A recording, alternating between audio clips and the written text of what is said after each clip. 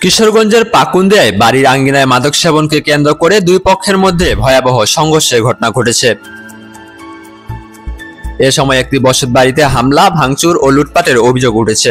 আমরা অত্যাচারের সমিতিতে 3 সমিতিতে টিয়া তুলে গড়টি বাঁধছি খুব কষ্টের পর।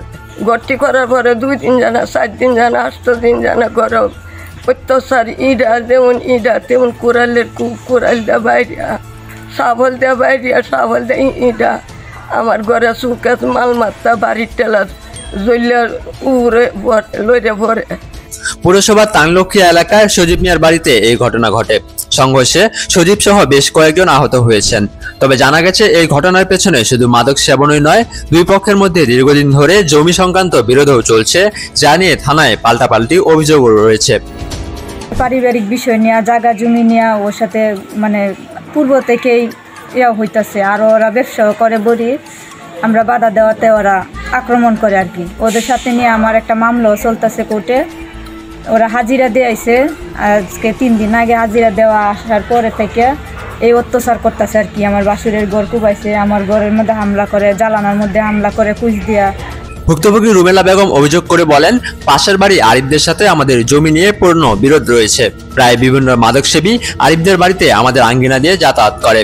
তিনি আরও বলেন, গত সোমবার তারা আমার ঘরের আঙ্গিনায় মাদক সেবন করছিল।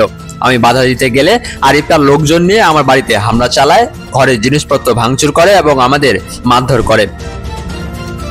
স্থানীয় প্রতিবেশীরাও এই ঘটনায় ক্ষোভ প্রকাশ করেছেন। দুইটা পোলা পানি নেশা পানি করতেছে, ওরা যায় বলছে যে তুমি এই জায়গায় খাও কেন, রাস্তা আর এটা বাড়ি, এখানে মহিলারা বাইরে করে যাবে, তা তোমরা এখানে বসো না, এনতে চলে যাও।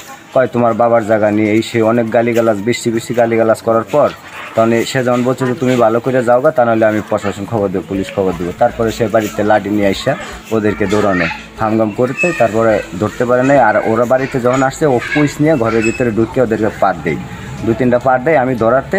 তারপরে বাড়ির ভিতরে অনেক ইট দিয়ে, মানে অনেক ইটি করে তারপরে এর মাথার মধ্যে ইট দিয়ে ফাটায়। শাহাদাত হোসেন নামে একজন জানান, তারা অত্যন্ত হিংস্র প্রকৃতির লোক। তাদের অত্যাচারে আমরা এলাকায় ঠিকমতো বসবাস করতে পারছি না।